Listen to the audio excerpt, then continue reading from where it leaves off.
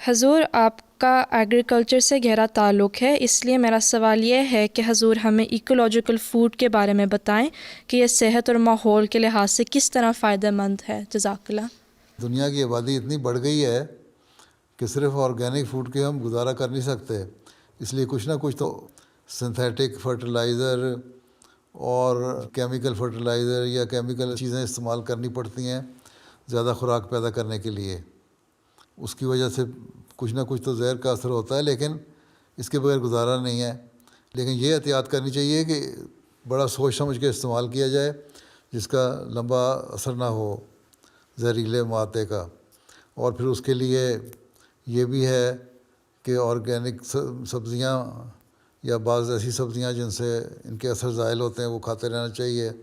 پالک ہے، لیٹس ہے، جو سلاد وغیرہ ہیں، یہ چیزیں کھاتا رہے تو اس کے جو اثرات ہیں وہ ضائع ہوتے رہتے ہیں۔ اس طرح وٹامن ای کا استعمال اگر کرو تو اس سے وہ زہریلے مادے بھی نکلتے رہتے ہیں، وقتاً فوقتاً کرتے رہنا چاہیے۔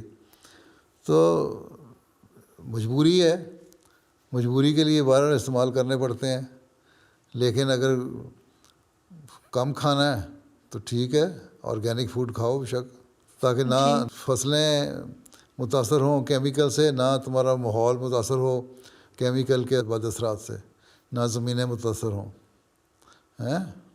باقی یہ کہ آرگینک منگانے کے لیے اپنے گھروں میں جن کے بیک یارڈ گارڈن ہیں تھوڑی سی سبزی وغیرہ اگا لیں تو وہ کچھ نہ کچھ آرگینک فوڈ بھی ساتھ استعمال کر لیا کریں ہیں، تاکہ جو زہریلے مادے ہیں وہ نکلتے رہیں جسم سے۔ ٹھیک ہے، بیماریاں تو ہیں بعض آئی ہوئی، لیکن ان ساری چیزوں کے باوجود جو ایوریج عمر ہے انسان کی وہ بڑھ گئی ہے پہلے زمانے سے۔ جب آرگینک فوڈ کھاتے تھے اس وقت عمر کتنی تھی اور اب عمر کتنی ہے، تو فائدہ بھی تو ہو رہا ہے نا، بھوکے تو نہیں مر جی رہے۔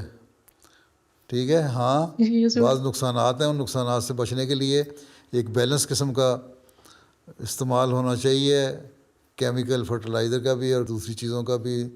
لیکن یہ ہے کہ کیا نا مکمل طور پہ ہم چھوڑ دیں، اس کو چھوڑ نہیں سکتے۔ اگر بالکل چھوڑ دیا تو پھر تم لوگوں کو سال میں 6 مہینے روزے رکھنے پڑیں گے۔